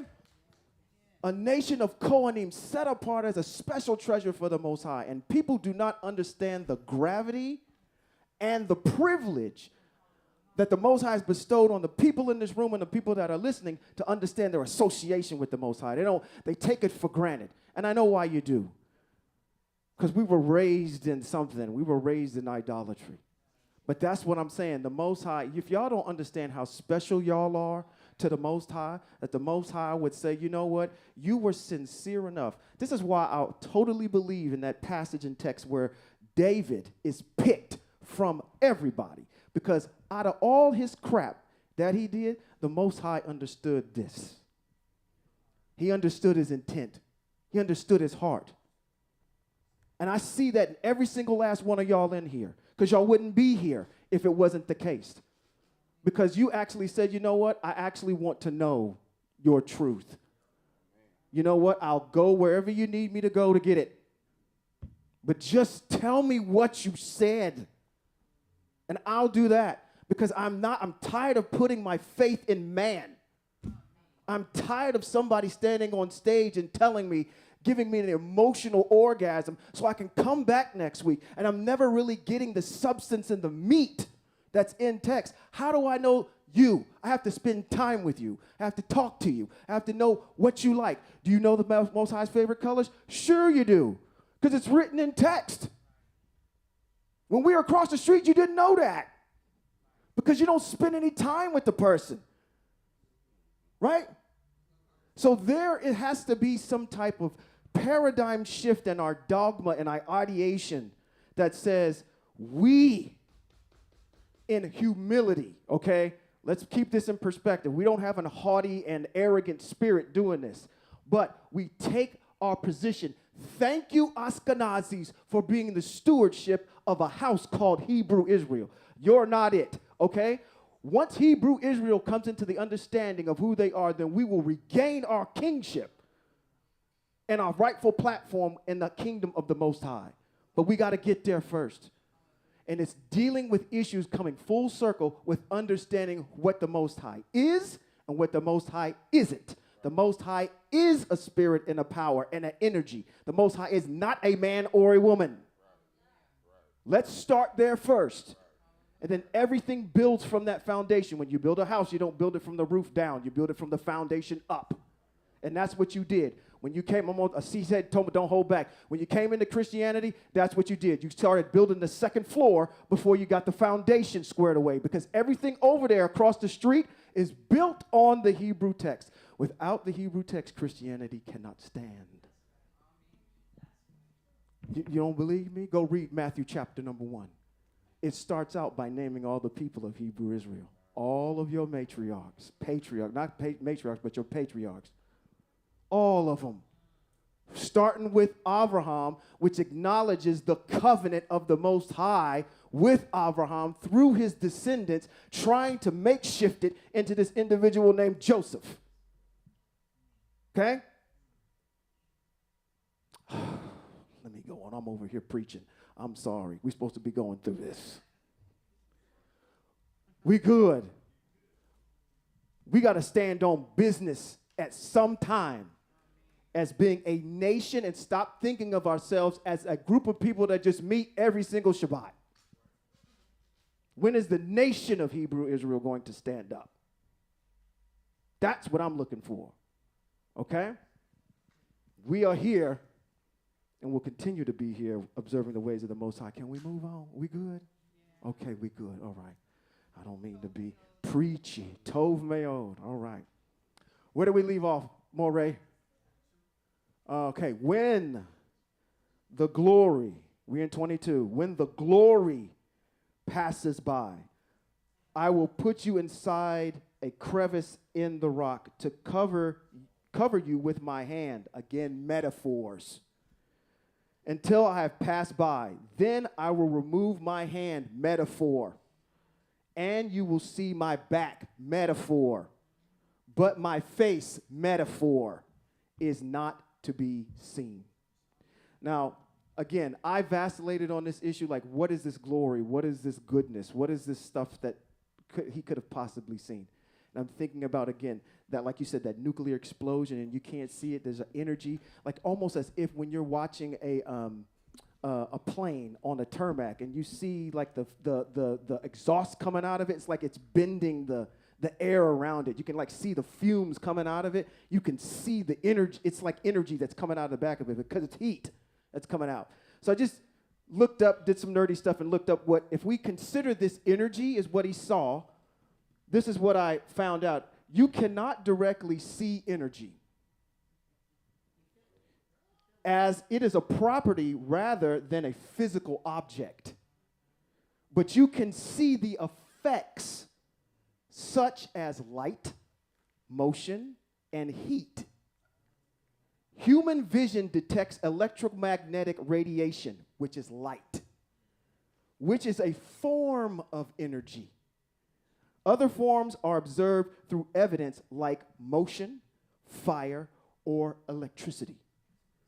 So you can't see energy itself, you can only see the effects of it later on as it's bending whatever it's going through, whatever medium it's going through. Yes, sir. You can be blind and feel energy. Yeah. Absolutely. That's why I'm saying it's more like an aura. Like if somebody comes into the room and they got this, there's something, there's an energy coming off you that I can feel, even though I can't see it. Okay? So I'm speculating, okay? This is just me talking. I don't want to continue to keep going down the rabbit hole with this, but I just thought it was kind of fascinating to try to delve into the issue of what it is. Is there a specific definition of what we saw? I'm going to pull a page right out of my Moray's book and read the text, boy. That's what he's going to tell me. Read the text, boy. All it says is the goodness and the glory. Whatever that is, I'm going to wait till they get to the land and ask the Most High or whatever. Moshe, let me talk to you for a second. There's a bunch of y'all that's going to be like, Moshe, come here. I need to talk to you about some things that's in this text. What did you actually mean when you wrote this? Okay? Yeah, we can talk to Yah. There you go. Did I just finish? I finished, didn't I? Yep. I just finished 33. Listen, I'm going to rest right here, okay? I'm not going to get into 34. Because if I got into 34, we'd be in here for another hour and a half. Because I haven't even touched it yet, okay? But in 34, what we're going to see next week is when these tablets got smashed, the Most High calls Moshe, back up. Let me give you a second set. Okay? Most High is going to inscribe them again by the finger of the Most High. Metaphor. That's going to be on those tablets. And then he'll have the ones that will actually go into the Ark of the Testimony. Okay? That's what's going to happen in 34. And then in 34, you're going to get the contract terms, which are more mitzvot. And they're all mitzvot that you've heard before. You're doing one of them right now. So we'll get into that. And again, we're going to march to 40, chapter 40. I want you to see if you can see anything in 40 that might debunk something across the street. And it is very, very obvious, at least to me. That's there. Okay? Any remaining comments, questions, anything we want to add to the discord or discussion here? I think we had a good discussion today. Did we? Yes, ma'am. And we're going to pass the mic over here. Sean. Thank you. I appreciate that. If we can maybe on Shabbat just count down to Shavuot. To Shavuot. Each day we're commanded to count. Okay. The Absolutely. Great observation. I can do that. Yes, ma'am. Tell me about the microphone. Your students will pull out of you the lessons they need to learn.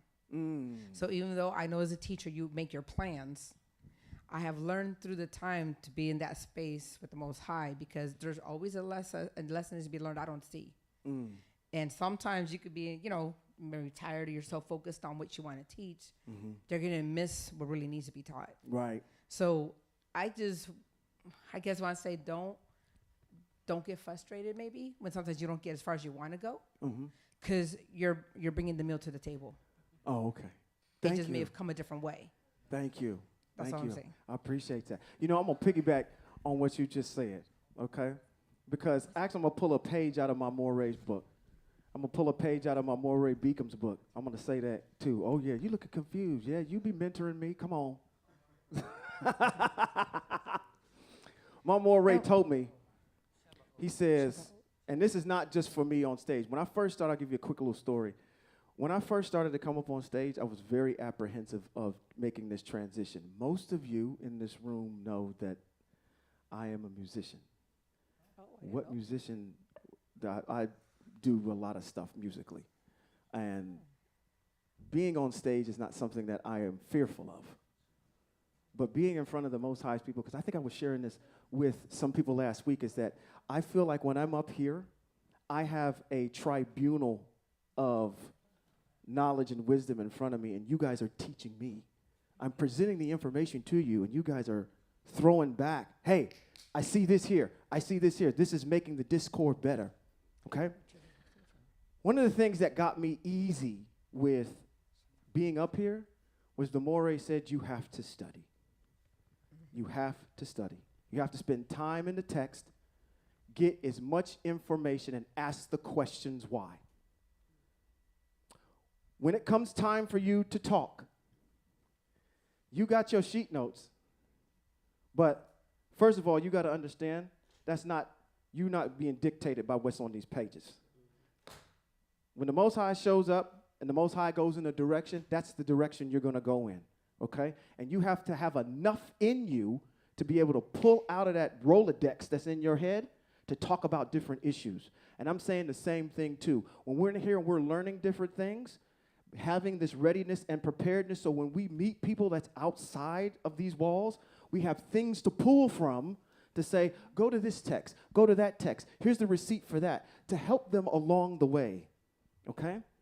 So being prepared and letting the Most High guide the direction on which you go has helped me out quite a bit. And I just wanted to piggyback on top of that because I want to make sure that anything that we talk about up here, we just trying to do what the most flow with what the Most High has, okay?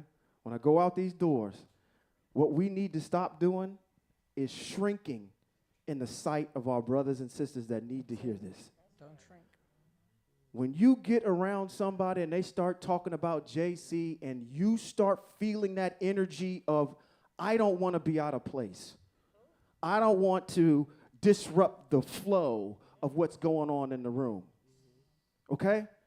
Because I feel like if I bring up the Most High, it's going to be, or I'm apprehensive because I don't know enough. There was a jazz pianist named Oscar Peterson who said this. He said, if you wait till you're ready, you'll never be ready.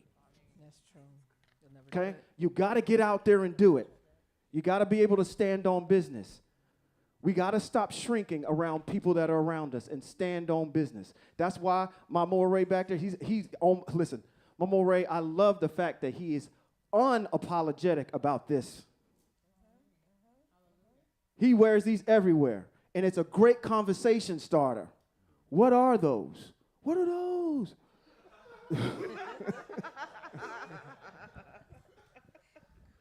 Great conversation starter. Don't let the Most High be your best kept secret. Never. I'm going to say that one more time. Don't let the Most High be your best kept secret. I don't want nobody to know about the Most High because the Most High don't need you to protect. Excuse you? The Most High created all this. This is your challenge to be able to be like those 12 that went over there and sought out that land, and they said, you know what? I see a whole bunch of Christians over there, and you know what? There ain't no way we going to take them. No, you can take them.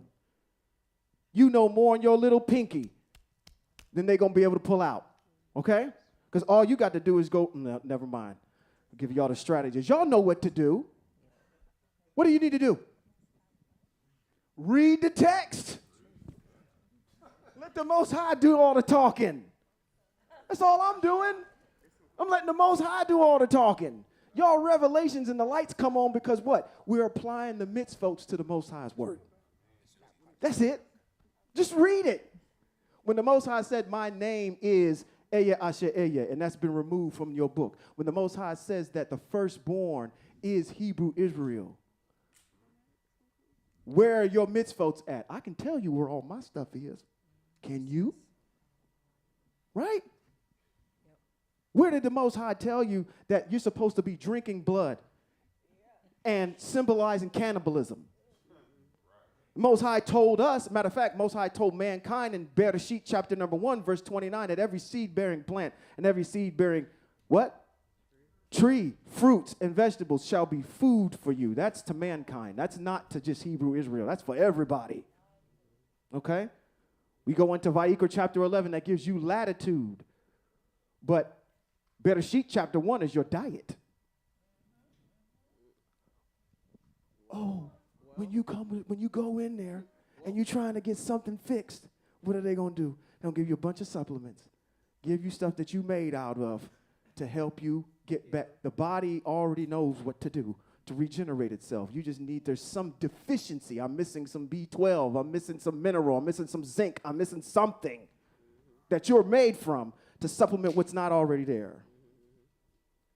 I'm getting on this high horse because I just want to encourage and affirm and put energy, good energy into Hebrew Israel for you not to be afraid, because that's what we're going to see moving forward with this group of individuals.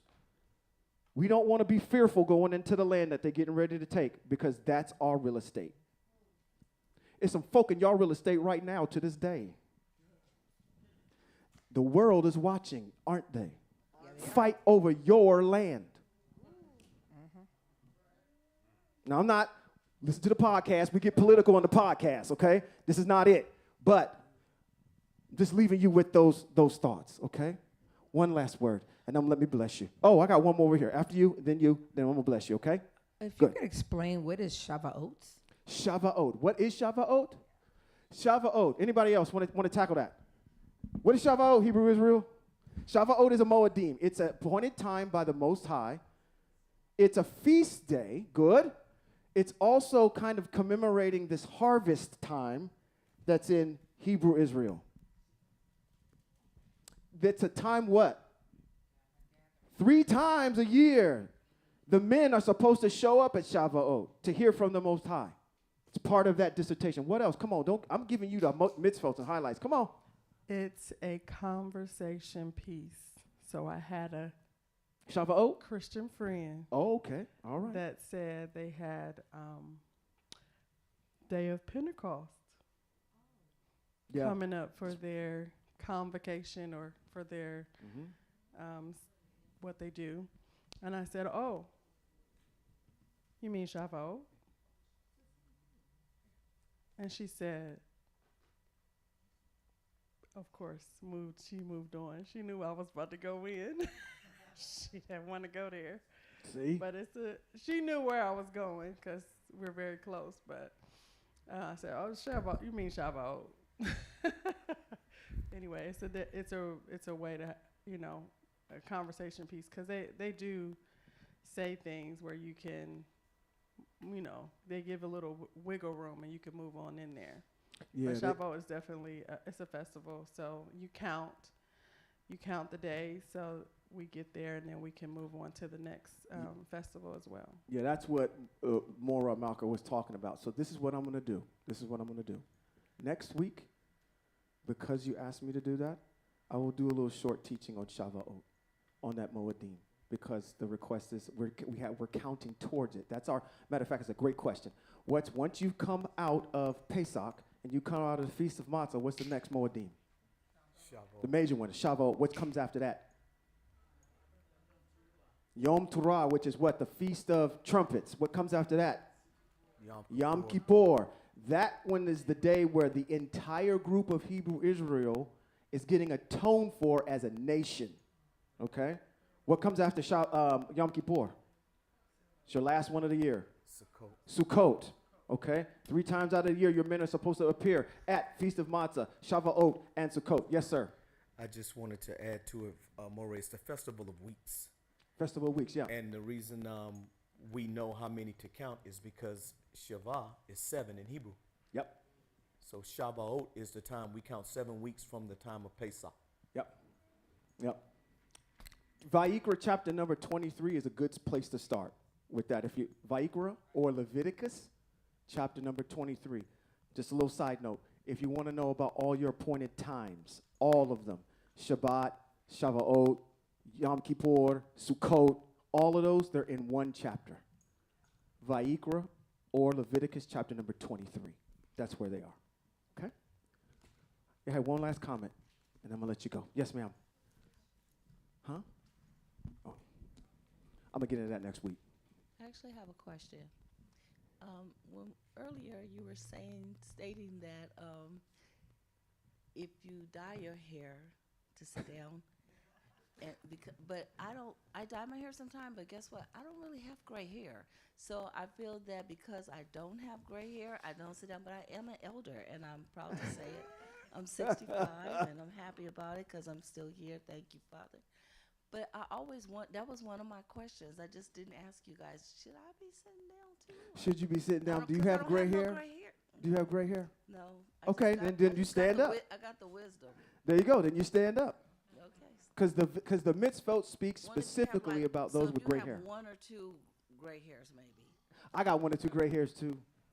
No, So I'm good. I'm you good. understand what I'm saying? No. So do I stand Listen, or do listen. I sit? So I'm an it's elder, though. the issue here is gray hair, not fish bones.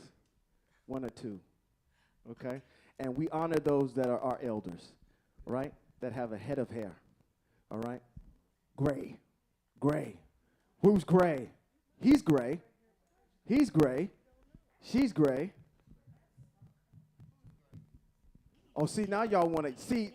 Look at you, Hebrews. You over Hebrews. Well, if I have 5 gray hairs, do I sit down? If I have 18 gray hairs, listen, the intent here is that you have gray hair, that it's fully come in. Not for you to be like, okay, I got 1 or 2 pieces, loose couple of stragglers. Okay? It's noticeable.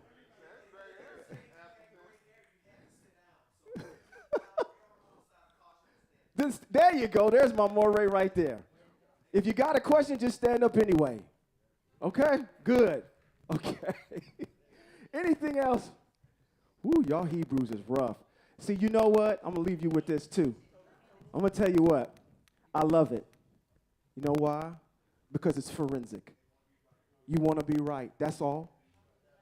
We need to make sure that we just right in everything that we do. And I'm going to make this declaration right now. We ain't going to get it right. I am not going to be the one to stand up here and tell you that I'm 100% correct, and neither is he in the back.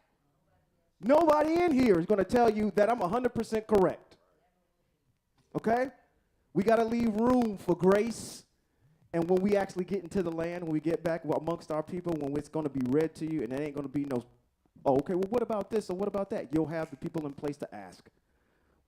We're doing the best that we can. Okay? And what is it, again, boil down to? Your intent. Stand to your feet. Woo, I'm boring y'all to tears.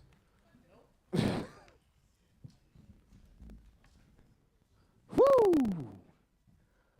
We good? We good? All right. Okay. It says in Bad Midbar, chapter number 6, verse 24 through 26. In the Hebrew, it says, Yivarekaka Yahweh v'yishmareka. Yair Yahweh panav eleka v'huneka yasa Yahweh panav eleka v'yasam leka shalom.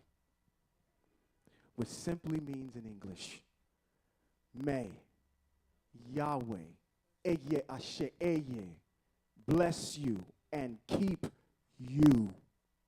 May Yahweh make his face to shine on you and show you his favor.